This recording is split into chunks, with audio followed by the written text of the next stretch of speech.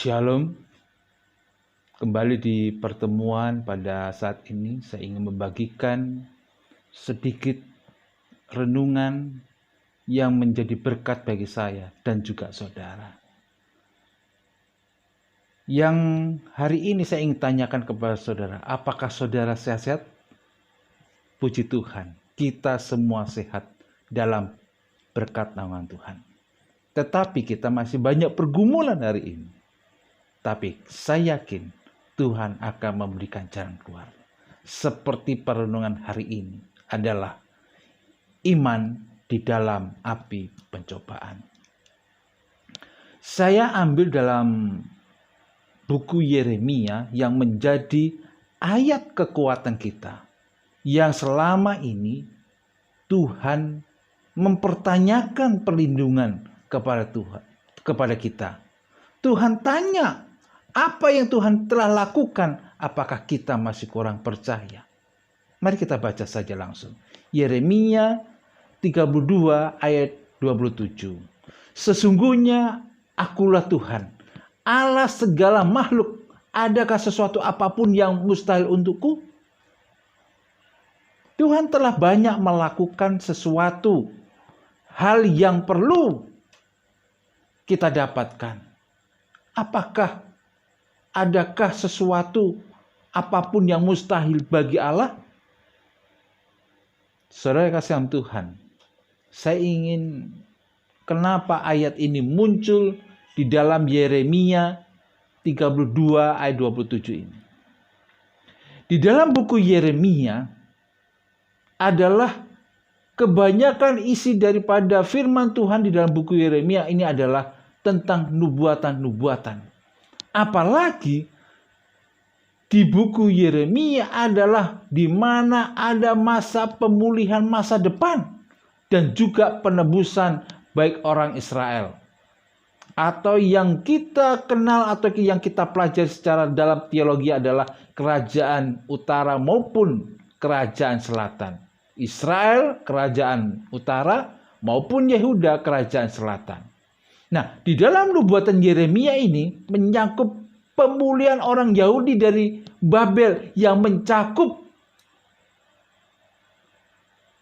pembuangan itu. Yang menjadi suatu peristiwa yang jauh ke depan yang berkaitan dengan Mesias pada akhir zaman. Saudara kasih Tuhan, Yeremia hari ini meyakinkan kepada kita bagi para buangan orang Yahudi yang menghadapi masa depan yang merupakan tanpa harapan.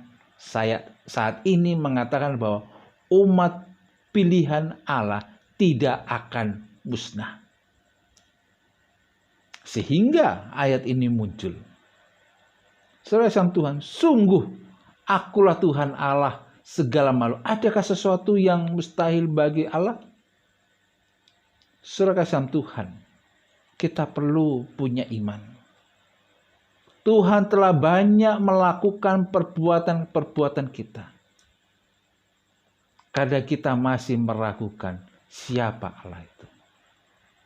Oleh sebab itu saya ingin menyampaikan sedikit walaupun mungkin saudara dan saya tahu tentang iman. Iman adalah sesuatu keyakinan sentral yang diajarkan oleh Yesus sendiri dalam kaitannya dengan kabar baik atau Injil.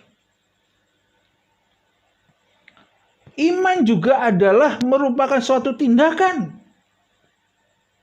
Orang percaya dan penyangkalan diri sehingga orang tidak lagi mengandalkan kebijaksanaan dan kekuatan sendiri tanpa melekatkan diri pada kuasa dan perkataan dari Dia yang ia percayai. Dua definisi. Iman dalam Kristen adalah, saya ulangi lagi, suatu keyakinan yang diajarkan oleh Yesus sendiri dalam kaitan kabar baik itu.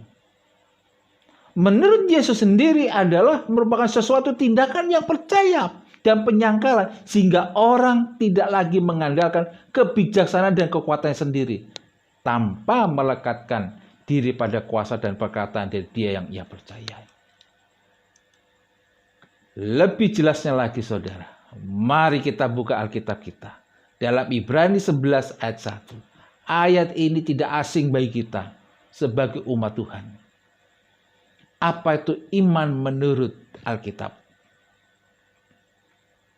Iman menurut Alkitab adalah dasar dari segala sesuatu yang kita harapkan dan bukti dari segala sesuatu yang tidak kita lihat. Jelas apa yang kita harapkan? Kalau itu tidak ada fakta, manusia sekarang berbicara logika. Tapi sebagai umat Tuhan, kita berbicara secara iman. Nah, saudara kasih Tuhan, di dalam judul saya ingin bagi dua. Tadi saya katakan iman dalam api pencobaan. Kita tadi sudah tahu definisi pengertian daripada iman. Dan apa yang bagian yang kedua adalah pencobaan. Api pencobaan. Apa sih arti api percobaan itu, saudara? Kenapa ada api pencobaan? Firman Tuhan mengatakan dalam 1 Petrus 4 ayat 12. Saudara-saudara yang kekasih, janganlah kamu heran akan nyala api siksaan yang datang kepadamu sebagai ujian. Seolah-olah ada sesuatu yang luar biasa terjadi atas kamu. Saudara, firman Tuhan atau Nabi Petrus menuliskan bahwa nyala api siksaan yang datang kepada kita itu adalah ujian. Itu yang pertama. Tetapi yang memperjelas di bagian yang kedua ini adalah ada sesuatu yang luar biasa terjadi di kita. Jadi saudara, kalau api pencobaan datang kepada kita, berarti diri kita ini ada sesuatu yang luar biasa yang ada dalam diri kita. Dan Tuhan, apakah itu kita pertahankan atau tidak? Tuhan uji. Sama seperti juga Ayub menceritakan di dalam Ayub 23 ayat 10. Apa itu pencobaan? Dikatakan di dalam Ayub 23 ayat 10 mengatakan, karena ia tahu jalan hidupku, seandainya ia menguji aku akan timbul seperti emas. Ayub menceritakan bahwa bila pencobaan, api cobaan datang kepada diri kita dan saudara, Allah menguji kita. Bukan itu saja, kita akan timbul seperti emas. Kalau kita bisa menghadapi api pencobaan itu. Karena proses untuk menjadi emas sangat-sangat luar biasa. Prosesnya. Yang ketiga, Daud mengatakan, Mazmur 66 ayat 10-12 mengatakan, sebab engkau telah menguji kami ya Allah, telah memurnikan kami seperti orang memurnikan perak. Engkau telah membawa kami ke dalam jaring, mengenakan beban pada pinggang kami. Engkau telah membiarkan orang-orang melintasi kepala kami. Kami telah menempuh api dan air, tetapi engkau telah mengeluarkan kami sehingga bebas. Ayat ini saudara, kembali menekankan kepada kita, api pencobaan adalah api yang memurnikan kita. Sama seperti orang memurnikan perak. Bukan itu saja. Tuhan sudah berjanji di ayat yang ke-12 saudara. Walaupun kita telah menempuh api pencobaan dan juga air percobaan, tapi engkau telah mengeluarkan kami sehingga kita bebas. Tuhan telah mengeluarkan kita, telah membebaskan kita sehingga kita orang-orang yang merdeka, orang-orang yang telah dimurnikan, orang-orang yang mendapat suatu pelajaran yang indah bagi kita. Saudara, Alkitab kembali menekankan kepada kita untuk mengerti pencobaan itu. Karena Alkitab menyatakan bahwa pencobaan merupakan pengalaman yang tidak bisa dihindarkan oleh orang percaya yang setia di dalam dunia fasik. dan dikuasai oleh iblis dan yang menentang Injil. Artinya bahwa banyak di Alkitab nabi, raja, umat Tuhan mengalami banyak pencobaan, mengalami api pencobaan. Ada orang yang setia, ada orang yang tidak setia. Tapi ingat, dunia ini dikuasai oleh iblis yang selalu menentang Injil. Kita hari ini adalah orang yang selalu mengharapkan sesuatu yang tanpa kita lihat. Tuhan telah memberikan satu kebebasan kepada kita. Alkitab menjelaskan kepada kita bahwa api pencobaan itu untuk datang kepada kita ada yang luar biasa bagi saudara dan saya. Bahwa saudara akan menjadi emas. Saudara akan menjadi perak. Saudara akan menjadi orang yang merdeka. Itulah Alkitab katakan. Sama seperti dalam buku Sign of the Times halaman 30 di tanggalnya 30 Juni 1881 di alinea yang ke-15 berbunyi demikian. Tuhan akan menguji sepenuhnya iman dan keteguhan hati dari orang-orang yang telah ia percayakan tanggung jawab dalam pekerjaannya. Apa yang terlihat di depan mata akan sering menakutkan, walau Tuhan berulang kali memberikan jaminan atas pertolongannya. Namun iman akan hampir goyah. Demikianlah firman Tuhan harus menjadi kepercayaan kita yang kokoh, tidak bergantung kepada pertimbangan manusia atau kemustahilan yang terlihat.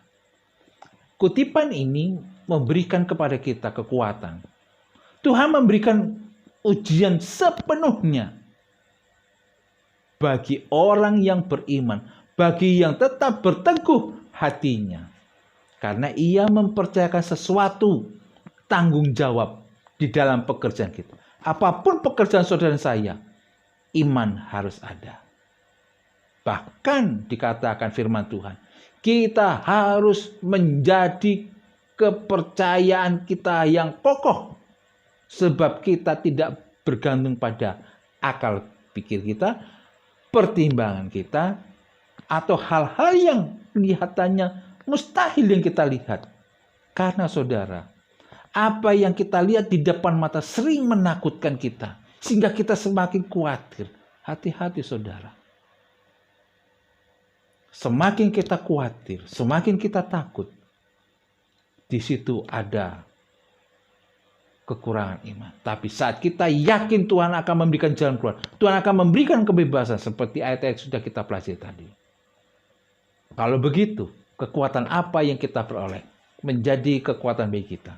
Apa itu? Yakobus 1 ayat 12 mengatakan, berbahagialah orang-orang yang bertahan dalam pencobaan, sebab apabila ia sudah tahan uji, ia akan menerima mahkota kehidupan yang dijanjikan Allah kepada barang siapa yang mengasihi Dia. Saudara kasih Tuhan, selama ini kita masih begitu banyak orang yang harus tinggal di rumah. Banyak laporan yang berdatangan bagaimana Tuhan sedang membuka peluang-peluang yang luar biasa untuk penginjilan. Hari ini juga saudara, kita dapat bertahan di rumah ini. Untuk apa? Supaya kita dapat merasakan kasih Tuhan melalui perenungan, melalui pelajaran firman Tuhan, melalui online, melalui WA yang dikirim, SMS.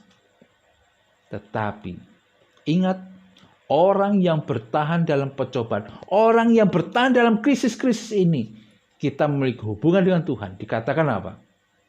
Ia akan menerima mahkota kehidupan yang dijanjikan Allah. Kekuatan yang kedua di dalam api pencobaan adalah Yakobus 1 ayat 2-4 mengatakan, anggaplah sebagai suatu kebahagiaan apabila kamu jatuh dalam berbagai pencobaan, sebab kamu tahu bahwa ujian terhadap imanmu itu menghasilkan ketekunan, dan biarlah ketekunan itu memperoleh buah yang matang, supaya kamu menjadi sempurna dan utuh dan tak kekurangan suatu apapun. Saudara, tanyakan kepada diri kita sendiri, saudara saya, cobaan-cobaan apa yang datang kepada kita? Ujian-ujian apa yang yang ada di depan kita. Tetapi dikatakan, anggaplah itu sebagai apa? Kebahagiaan. Membawa Alkitab kita berpikir positif untuk menghadapi krisis-krisis yang hampir membuat kita semua di rumah. Tetapi positifnya adalah kita mempunyai hubungan yang khusus dengan Tuhan. Yang berikutnya dikatakan bahwa ujian terhadap iman itu menghasilkan ketekunan. Saudara, kita tekun dengan mempelajari Alkitab dengan segala rintangan. Supaya apa? Supaya buah kita matang, supaya kita menjadi yang sempurna. Kita tidak akan pernah goyah oleh karena kita apa? Percaya sama Tuhan. Saudara sama Tuhan. Dua kekuatan ini, iman dalam api pencobaan ini, membawa kita lebih dekat kepada Tuhan. Karena Tuhan telah berjanji, berbahagialah orang yang bertahan dalam pencobaan. Kita akan menerima mahkota. Dan biarlah di dalam api pencobaan itu menghasilkan ketekunan. Ketekunan yang memperoleh supaya buah kita matang. Dan supaya kita sempurna seperti Tuhan. Tuhan Yesus memberkati kita. Tuhan Yesus akan dekat kepada kita. Kita berdoa.